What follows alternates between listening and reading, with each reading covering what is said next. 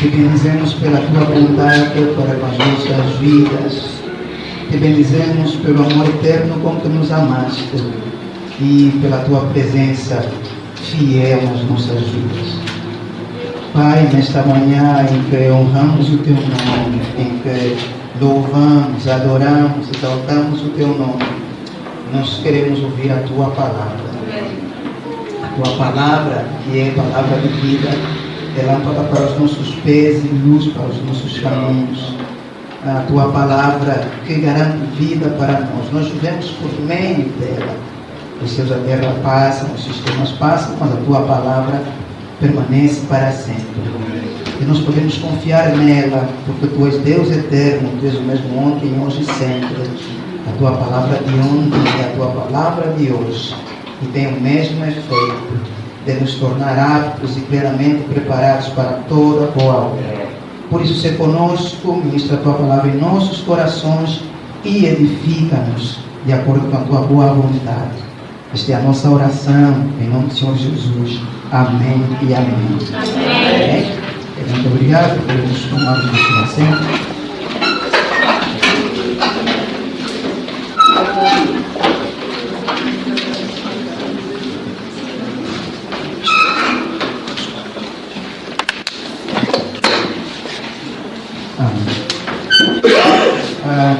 É um prazer estar diante dos irmãos, poder ministrar mais uma vez a palavra de Deus aos irmãos. Amém? Amém. Ok, então, sem mais delongas, vamos abrir as nossas Bíblias na segunda carta de Paulo aos Coríntios. Segunda carta do apóstolo Paulo à igreja de Corinto. Primeiro aos Coríntios, vamos abrir o capítulo 8. Segundo aos Coríntios, capítulo 8, versos 1 a 4. Todos digam amém. Amém. Uns adiantados, outros atrasados, mas amém. Ok, vamos então, podemos ir à leitura, não é? Amém. Ok, diz assim a palavra do nosso Deus. Ok, então, de 2 aos Coríntios, capítulo 8, versos 1 a 4. Agora, irmãos, queremos que vocês tomem conhecimento da graça que Deus concedeu às igrejas da Macedônia. No meio da mais severa tribulação, a grande alegria e a extrema pobreza deles transbordaram em rica generosidade. Pois dou testemunho de que eles deram tudo quanto podiam e até além do que podiam, por iniciativa própria. Eles nos suplicaram insistentemente o privilégio de participar da assistência aos santos. Amém?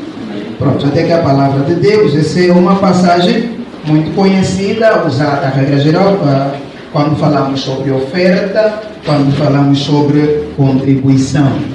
Então, aqui é basicamente um meio termo, podemos assim considerar, que o apóstolo Paulo faz, na sua abordagem aos irmãos de Coríntios. O apóstolo Paulo escreve 2 cartas, que nós temos na nossa Bíblia. Há uma terceira, que é a chamada Carta da Ira, que é uma carta desaparecida, não chegou aos nossos dias, mas o importante dela está um bocadinho espelhado aqui na segunda carta que o apóstolo Paulo escreve aos irmãos de Coríntios. O que o apóstolo Paulo faz nessa carta é uma defesa em relação à sua pessoa. O apóstolo Paulo fala sobre a natureza do evangelho que pregava e também defende o seu apostolado. Porque na igreja de Corinto, após o apóstolo Paulo ter saído, levantaram pessoas que vieram de Jerusalém e começaram a denegrir a imagem do apóstolo Paulo. Disseram que ele não é um verdadeiro apóstolo, que ele nem andou com Jesus, nem fez parte dos 12, a conversão dele é posterior, onde ele pregava e havia sempre tumulto, mesmo diante dos judeus não era bem recebido. Pintaram uma imagem negativa a respeito do apóstolo Paulo, e alguns irmãos da igreja de Coríntios começaram a desprezar a figura do apóstolo Paulo. Então o apóstolo Paulo escreve uma primeira carta em que repreende essa postura. Aliás, na primeira carta nós já vemos o apóstolo Paulo tratando de problemas, porque a igreja de Corinto de fato foi uma igreja de problemas, né? O apóstolo Paulo faz correção sobre a situação de relações ilícitas que haviam na igreja, a disputa em preferência entre os pastores, um preferia um, outros preferiam outro. Então o apóstolo Paulo na primeira carta trata sobre isso, mas o assunto não se resolve na totalidade, levanta-se esse assunto da figura do apóstolo Paulo e da natureza do Evangelho, coisas que o apóstolo Paulo trata nesta segunda carta. Mas aqui o apóstolo Paulo, no verso 8, ele começa uma abordagem, no capítulo 8, no capítulo 12 ele retoma para a abordagem de repreensão, para tratar de uma situação pontual que era comum nas igrejas naquela altura, pelo menos já para o apóstolo Paulo, isso já acontecia há 2 anos. As igrejas que estavam fora de Jerusalém sempre levantavam apoio donativo para a igreja de Jerusalém. Ao lermos Atos capítulo 2, nós vemos a igreja de Jerusalém como uma igreja próspera. Os irmãos que tinham seus bens vendiam e assistiam aos irmãos que não tinham necessidade, aos irmãos partiam pão de casa em casa. Então, em Atos capítulo 2, nós vemos uma igreja abençoada, vemos uma igreja próspera, mas depois, mais adiante, nós vemos que a coisa em Jerusalém agravou-se. Já não era assim e havia muita pobreza. Uma das razões dessa pobreza pode ser a fuga dos cristãos em Jerusalém. Atos capítulo 8, depois da morte de Estevão, houve grande perseguição por parte da igreja. Então grande parte dos irmãos fugiram de Jerusalém e pregaram o Evangelho onde eles iam. Então nesse momento começou já a se instalar crise na igreja de Jerusalém. E depois, no capítulo 11 de Atos também, o profeta Agabo disse que haveria uma grande fome em todo o domínio romano, e de facto houve fome, e aquela fome, por conta da dispersão dos irmãos de Jerusalém, os poucos que ficaram lá não conseguiam dar conta da sua situação, e a fome que atingiu todo o império abateu-se fortemente na igreja de Jerusalém. De modo que em Atos capítulo 11 nós temos o primeiro donativo. A igreja de Antioquia recolheu donativos e mandou para a igreja de Jerusalém a fim de suprir as necessidades dos irmãos. Outro sim, nós temos também um relato de uma deportação, vamos assim dizer, uma saída esforçada de todos os judeus da capital do Império Romano, que era Roma. O imperador Cláudio, naquela altura, e disse que historicamente era por causa dos cultos cristãos, chutou todos os judeus da capital do Império. Então é só nós analisarmos uma grande massa de população sai de um país para o outro e de forma esforçada, e quando acontecem essas coisas, essas deportações, as pessoas aproveitam, fazem filiações do bem das pessoas que estão a ser expulsas. Então, isso criou graves consequências dentro da comunidade de Jerusalém. De modo que a igreja de Jerusalém tornou-se uma igreja pobre. E o apóstolo Paulo, que estava a pregar em outras regiões, entrou em concertação com as outras igrejas e de forma costumeira essas igrejas enviavam apoio às igrejas de Jerusalém no sentido de suprir as suas necessidades. Então, apesar do problema, o apóstolo Paulo dá uma pausa na situação do problema que estava a tratar para falar sobre a oferta que deveria ser dada aos irmãos de Jerusalém. E para estimular, para levar a igreja de Coríntios também a contribuir, eles já eram contribuintes, mas no sentido de estimulá-los, no sentido de levá-los a dar, o apóstolo Paulo cita o exemplo da igreja de Macedônia. O apóstolo Paulo começa falando: olha, irmãos, as igrejas da Macedônia, apesar da sua extrema tristeza, eles receberam graça da parte de Deus. Apesar da pobreza extrema, eles receberam graça da parte de Deus. E por causa dessa graça, eles se predispuseram a contribuir para os irmãos de Jerusalém. Então a igreja de Macedônia as igrejas da Macedônia foram tomadas como exemplo de igreja que contribui. E as igrejas da Macedônia foram abertas na segunda viagem missionária de Paulo, em Atos capítulo 16 e 17. É fácil nós termos uma noção dessas igrejas através de ler o livro de Filipenses e os livros de Tessalonicenses. A igreja de Macedônia nós temos 3 citadas no Novo Testamento: a igreja de Filipos, a igreja de Bereia e a igreja de Tessalônica.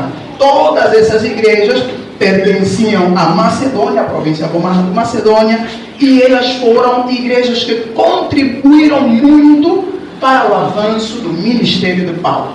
toda a segunda viagem missionária de Paulo foi suportada pelas igrejas da Macedônia. Então, as igrejas da Macedônia foram igrejas que contribuíram muito para o ministério de Paulo.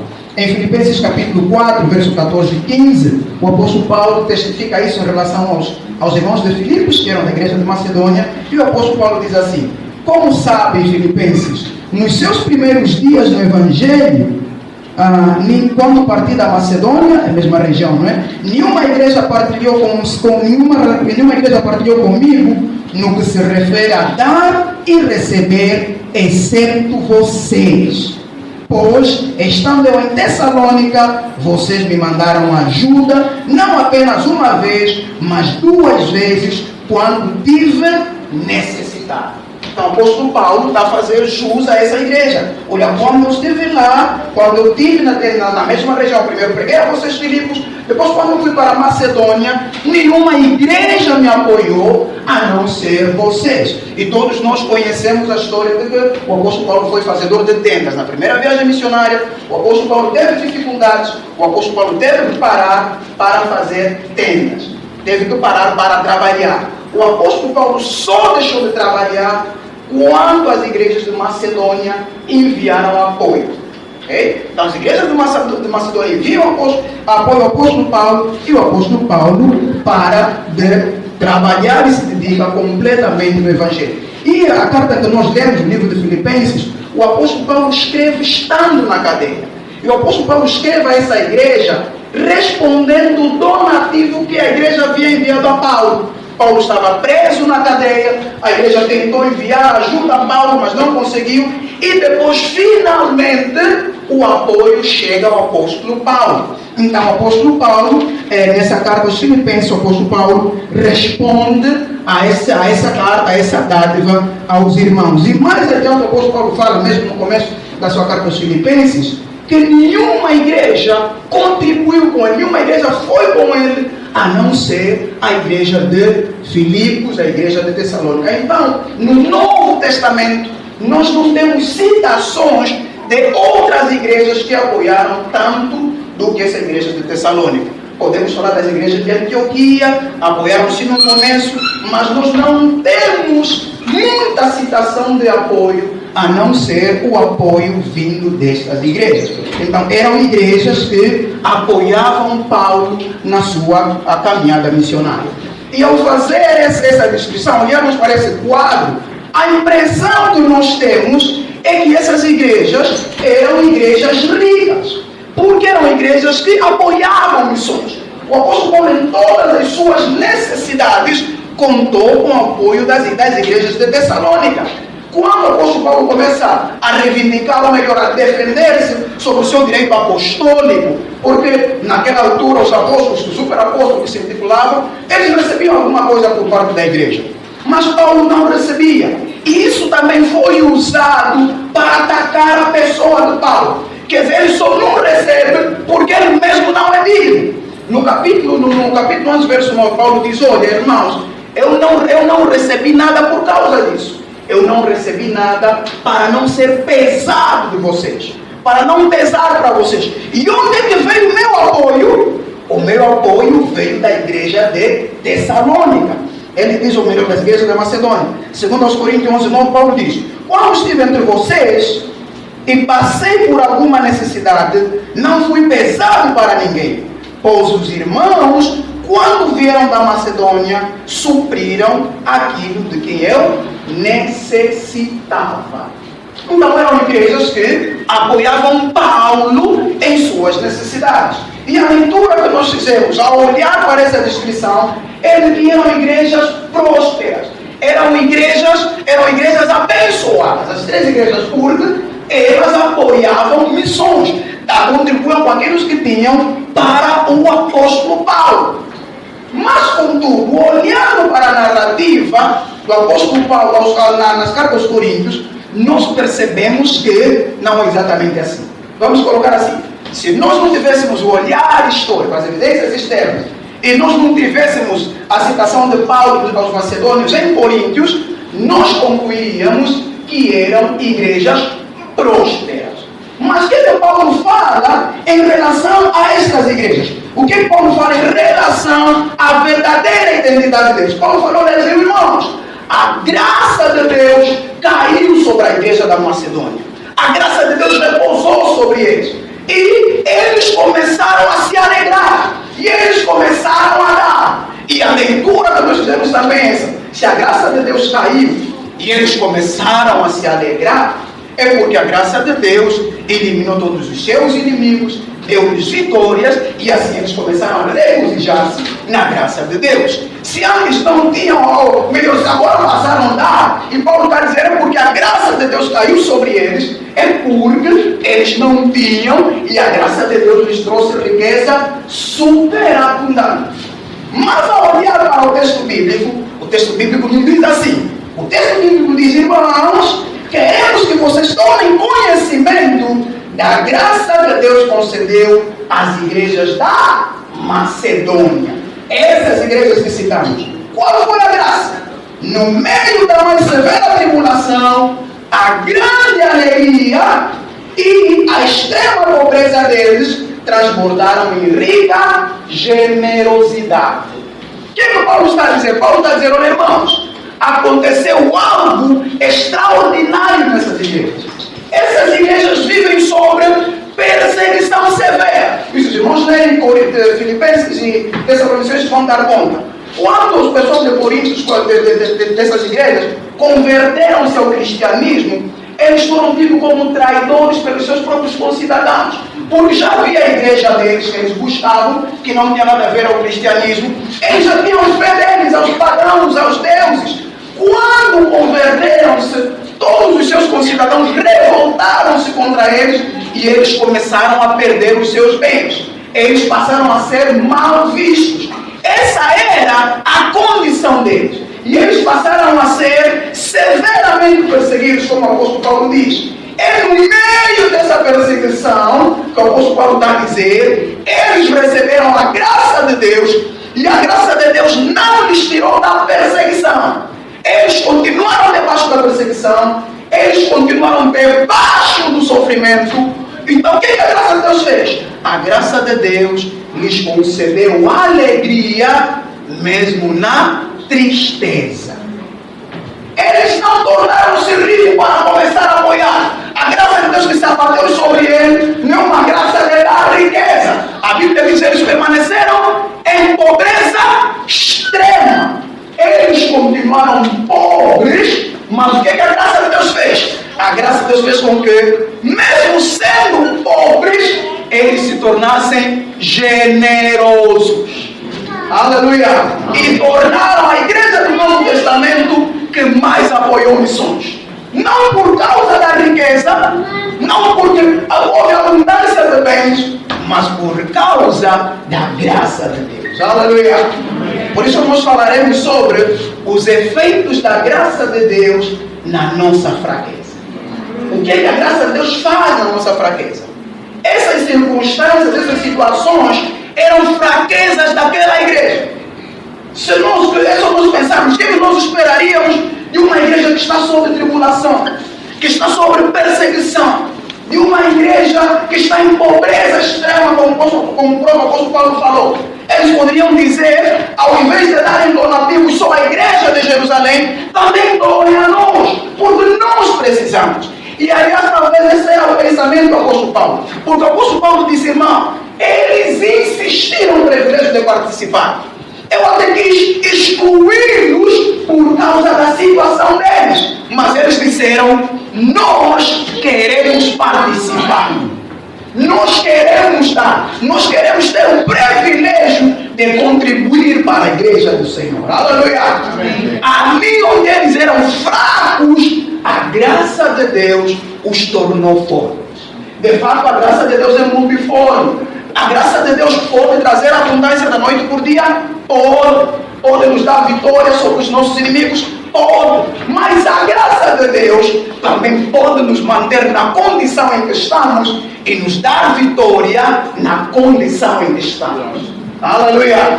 Foi a realidade dessa igreja. Então, quando nós olhamos pelas nossas fraquezas, nós podemos dizer que pela graça de Deus, nós podemos vencer as nossas fraquezas. Aleluia!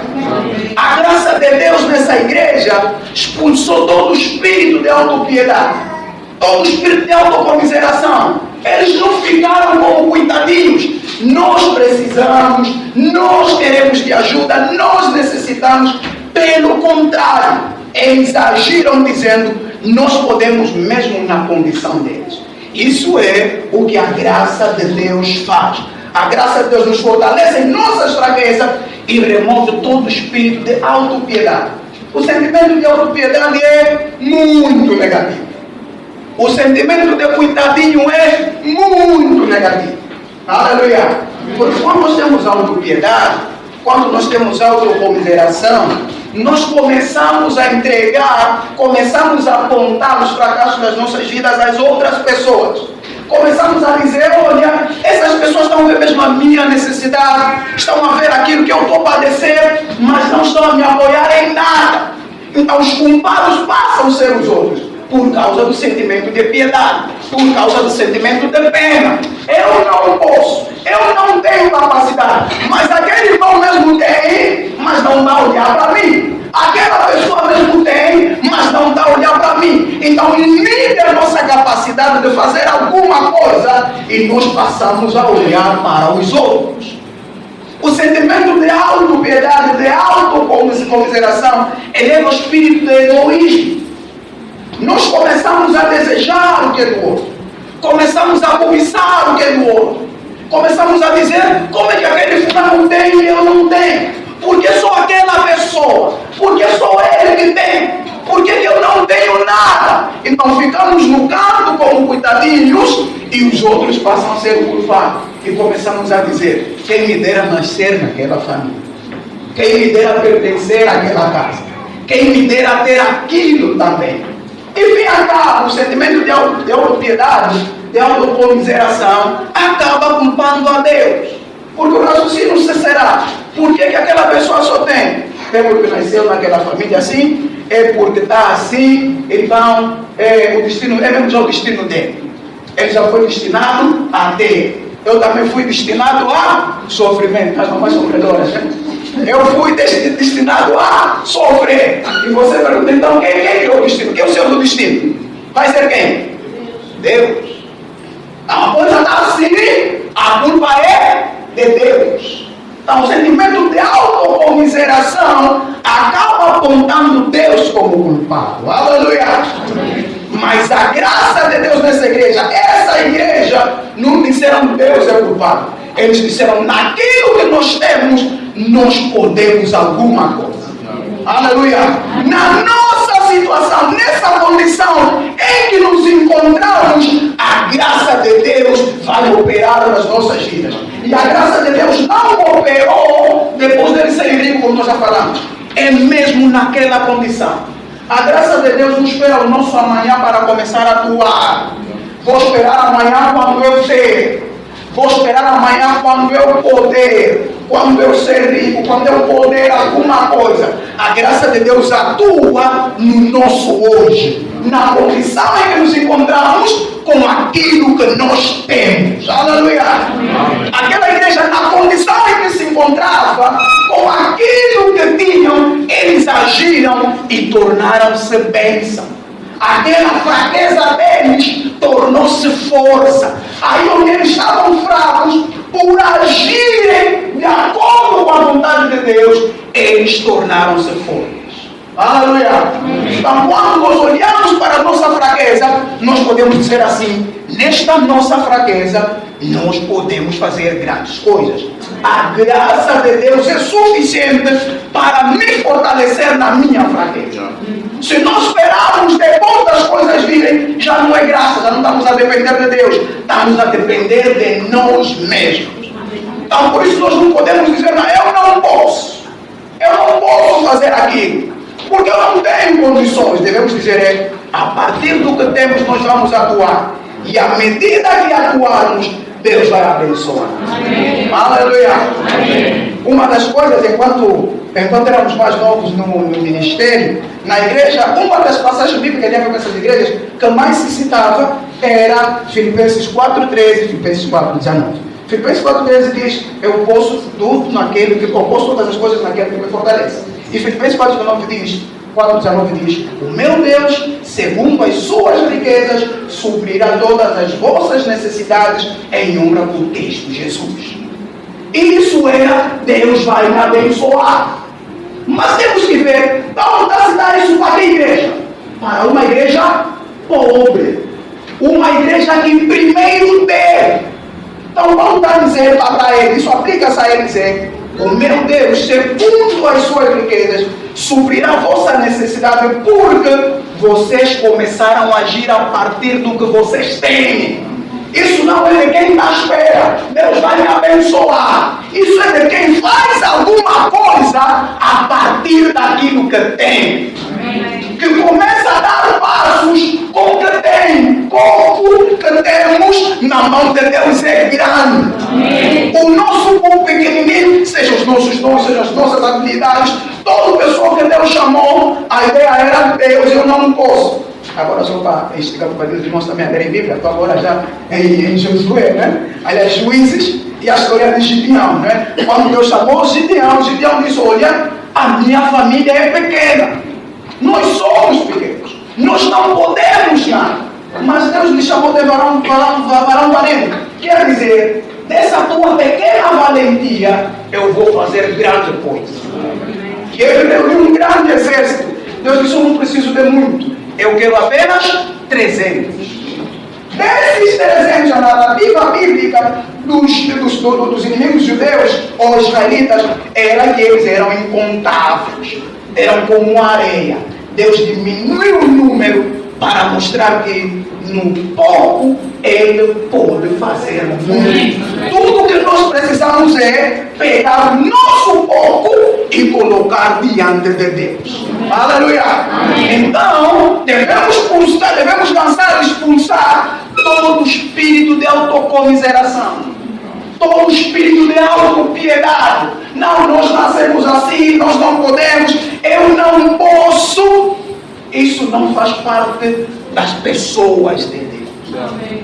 Aleluia. Amém. A partir do que nós temos, do nosso povo, Deus fará grandes coisas. Isso é que a graça de Deus faz nas nossas vidas. Aleluia. Amém. E há muita gente precisando de modelos como esse. De modelos de pessoas que com pouco, com aquilo que tinham, que com o ínfimo, pudessem fazer alguma coisa. E a igreja de Tessalônica foi levantada como este modelo. A graça de Deus nas nossas vidas torna-nos modelos para as outras pessoas. E o cristianismo é uma religião, em termos práticos, a fé cristã é uma fé de modelo, de buscar modelo.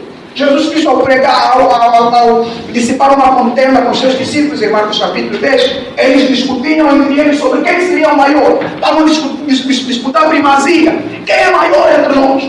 Tiago e João disseram que queriam ser maiores, foram Jesus: olha, Jesus, lá no céu, quando estiver diante do teu trono, olha, você prepara 2 cadeiras para nós. Você mesmo já é o rei, onde fica no meio, mas ao teu lado, coloca eu e o meu irmão.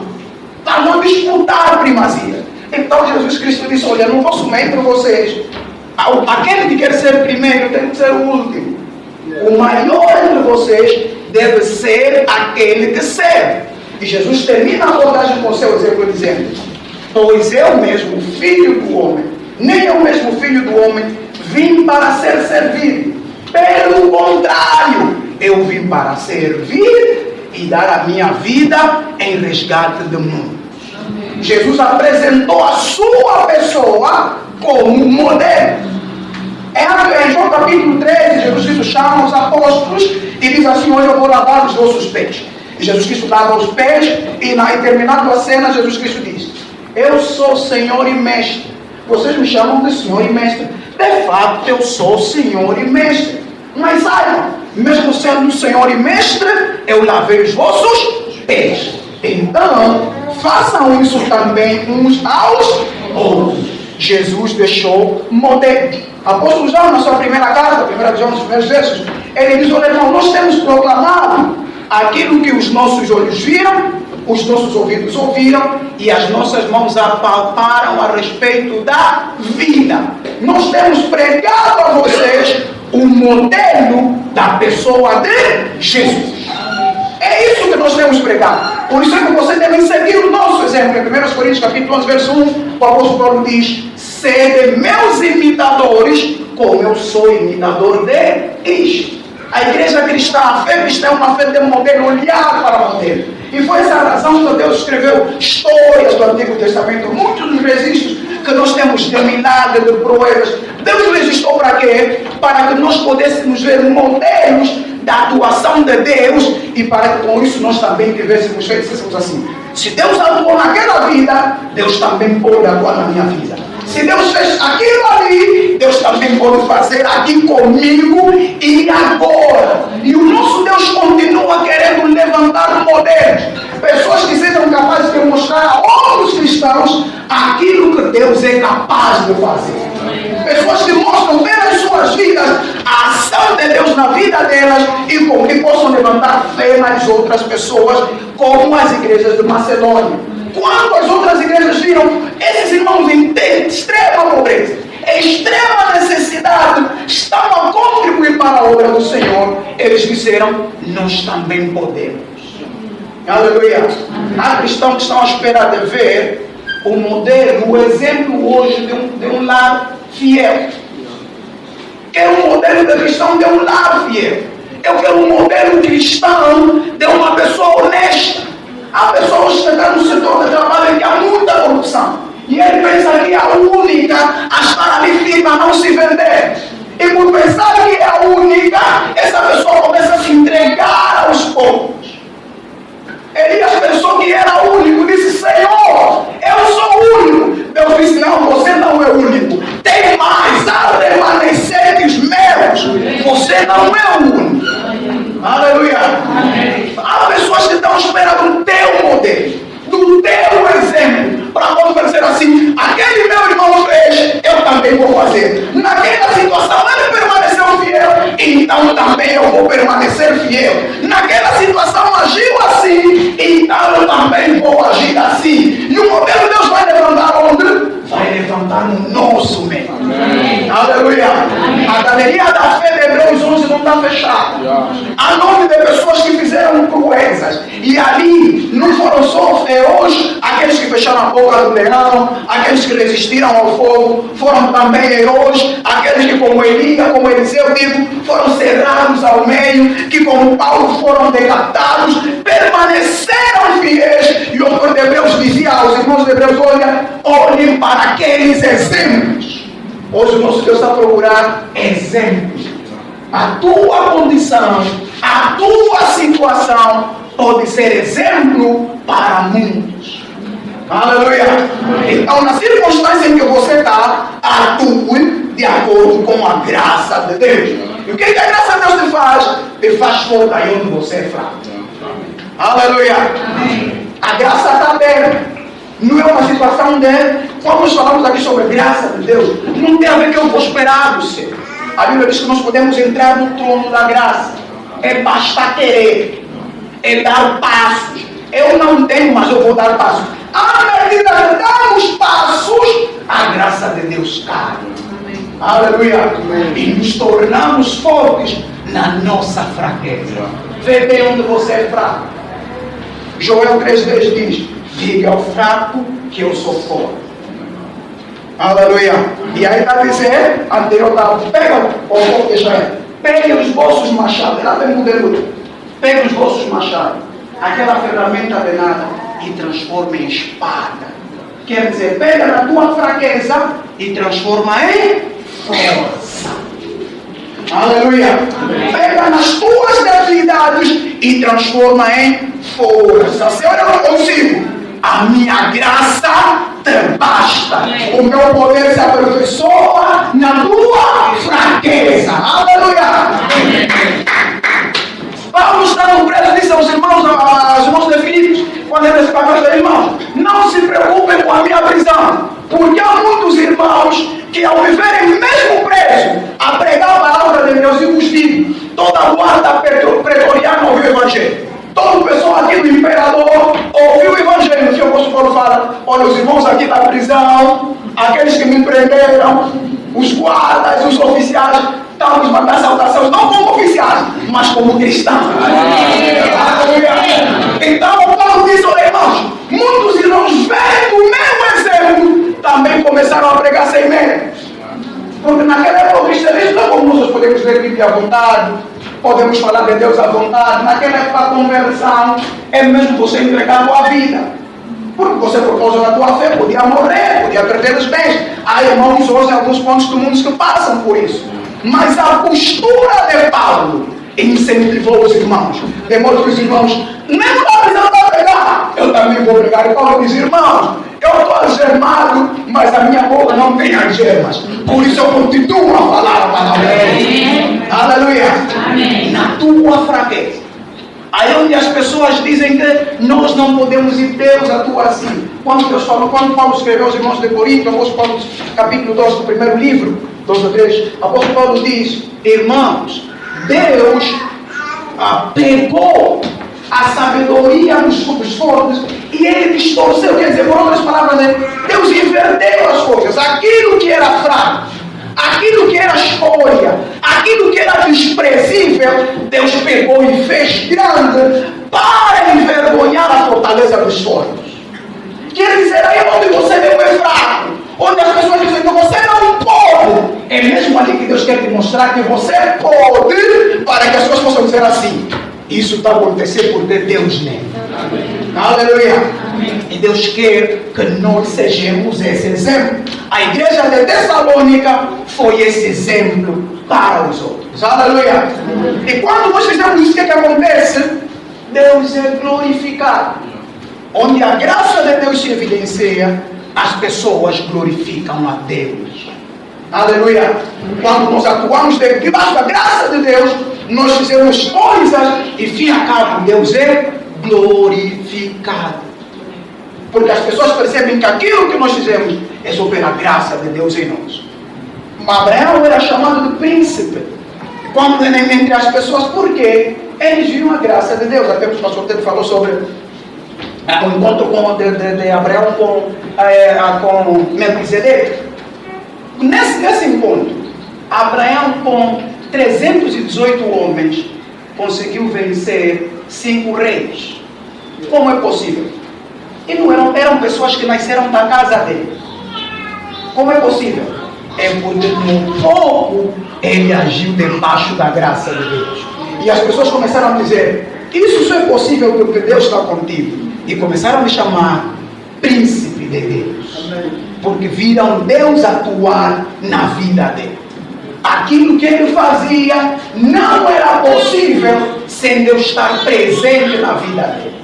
Quando nós começamos a agir debaixo da graça de Deus, as pessoas conseguem ver a unção de Deus nas nossas vidas, o favor de Deus nas nossas vidas. Mas para tal nós precisamos agir. Ao terminar a sua narrativa sobre a atuação dos irmãos da Macedônia, em 2 Coríntios 8, 9, 15, o apóstolo Paulo termina dizendo, graças a Deus pelo seu dom indescritível. Como é possível pessoas em extrema perseguição estarem em paz? Estão com fome, estão aflitos, mas alegres, como é possível? Enquanto nós pensávamos que encontraríamos tristeza lá, nós encontramos alegria, como é possível? Paulo diz, a paz de Deus excede todo entendimento. Aleluia. Amém. Mas quando é que a paz de Deus que excede todo entendimento vai se manifestar? Quando eu viver debaixo da graça de Deus. Acontecerão coisas que nós continuaremos dizendo, isso só foi possível por causa de Deus lá. E o nosso Deus vai ser glorificado. Aleluia. Nosso Deus vai ser chamado o Deus da fundada, é um Deus grande.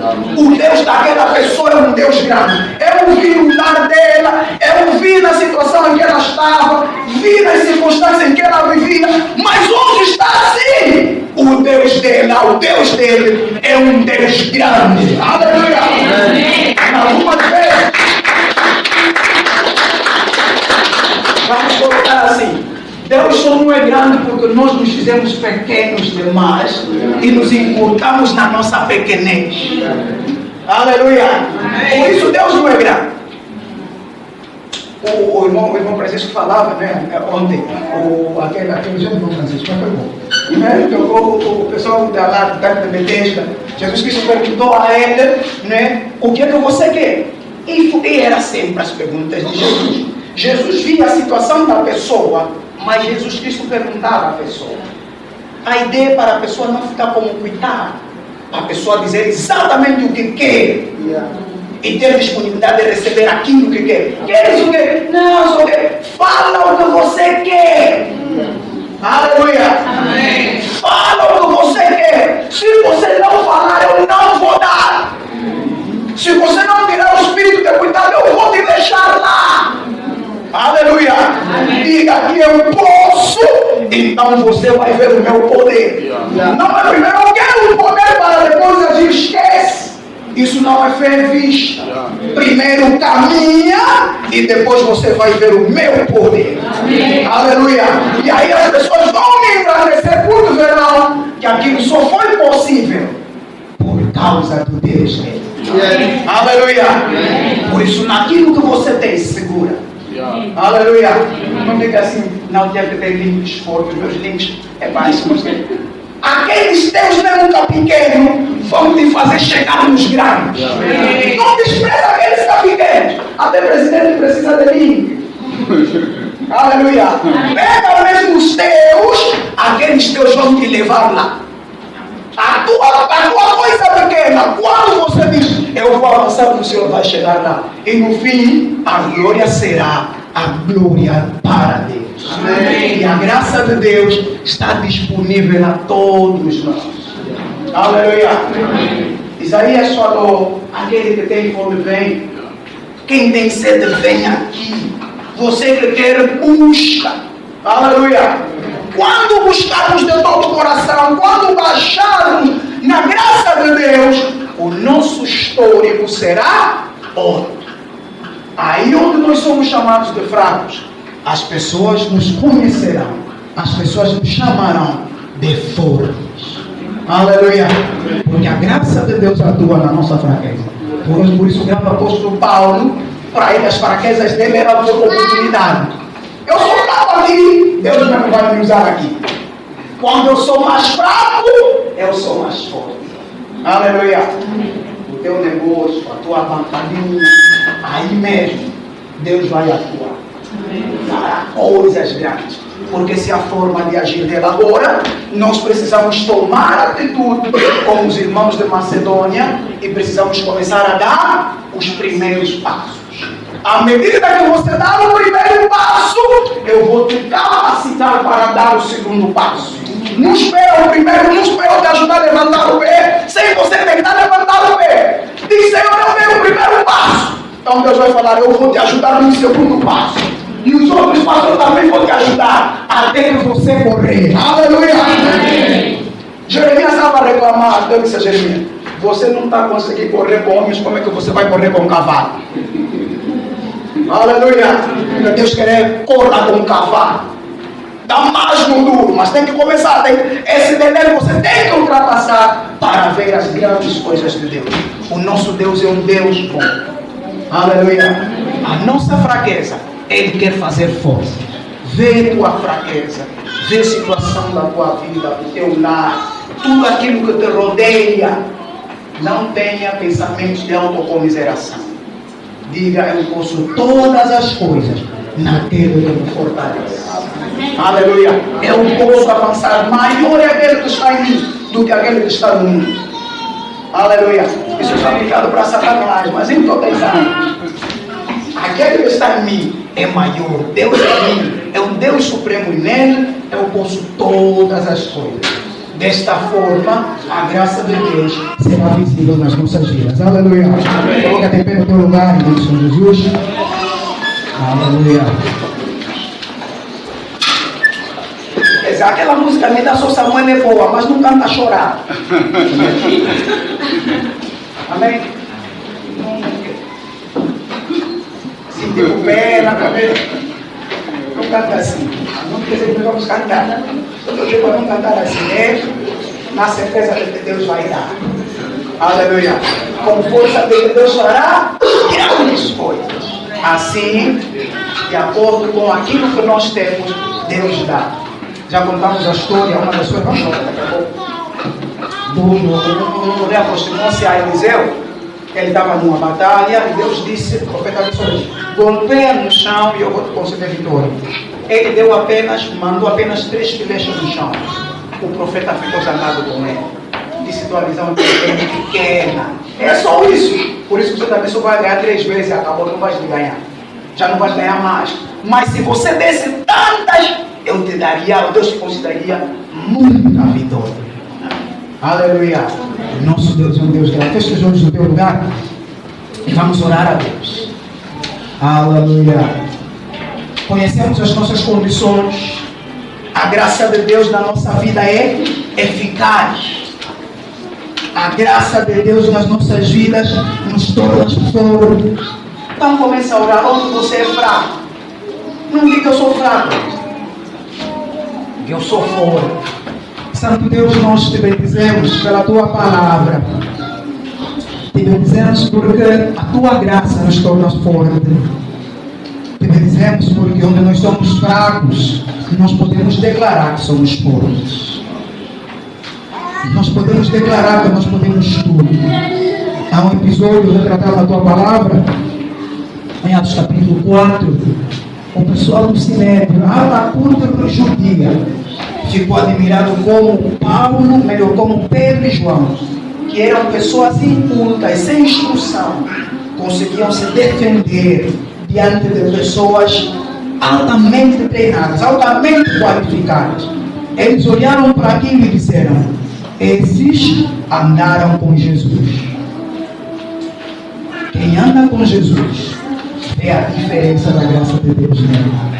Pai, nós te bendizemos, oramos para que essa tua palavra encontre um lugar fértil no coração do teu povo e que o Senhor comece a conceder frutos da tua graça. Que nós comecemos a nos colocar em pé diante das nossas limitações. Vamos pensar um pouco no nosso país, na nossa Angola. Acho que um dos grandes problemas nossos é mesmo a autoconsideração. Nós não podemos tudo bem dos outros. Os grandes tornam-se grandes nas fraquezas dele. Ali onde eles têm, no pouco que têm, dá o mesmo duro a tornarem-se fortes. Dá duro no pouco que você tem, naquilo que você tem. Oh, aleluia. Vamos cantar essa canção. A graça de Deus alcança como nós somos. Aí mesmo na condição onde você está, com a vida que você tem, como você está, a graça de Deus te alcança. A graça de Deus te alcança.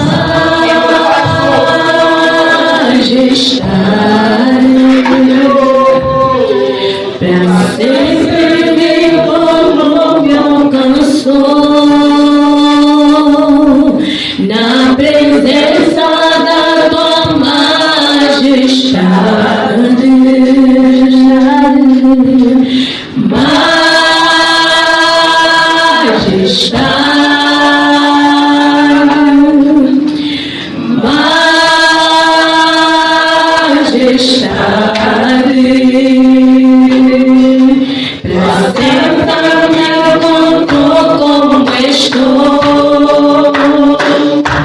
Mãos vazias, mas vivo em tuas mãos.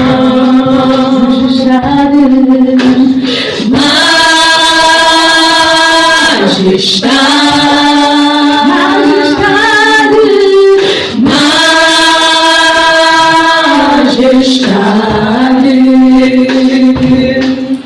tua casa me encontrou como eu sou. Mãos vazias, mas vivo em tuas mãos. Você tem orações de alguém que tomou a tua fé. E a tua vitória nas tuas fraquezas. Começa a declarar vitória nas tuas limitações. Onde você tem fraquezas. Diga, Senhor, aí eu meu amor me alcançou. Na presença da tua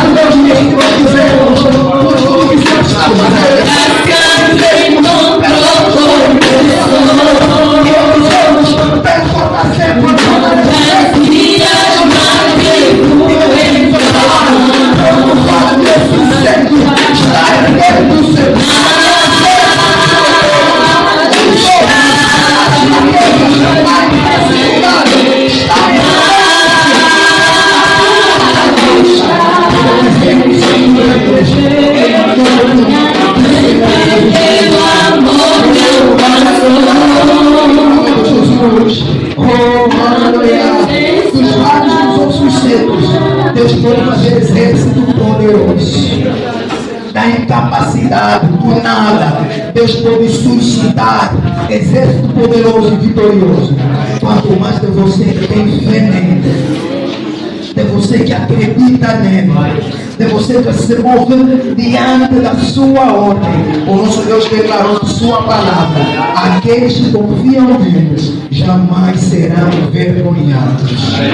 Deus trata de cuidar para que a confiança nele não seja defraudada, não seja debochada.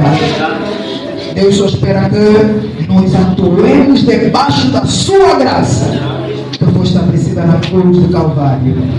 Santo Deus, seja conosco e fortaleça-nos. Ajuda-nos a vencer as nossas fraquezas. Ajuda-nos a dar passos com aquilo que temos, com a situação em que nos encontramos, mas na fé no grande Deus. Então nos veremos proetas. As pessoas dirão: isso é só possível porque Deus está com ele. Quando o pessoal viam Daniel, diziam: há nele um espírito excelente. É o espírito de Deus vivo nele. Há um espírito excelente, porque ele caminhava debaixo da graça de Deus. Em nome de Jesus. Amém e amém. Que Deus nos abençoe.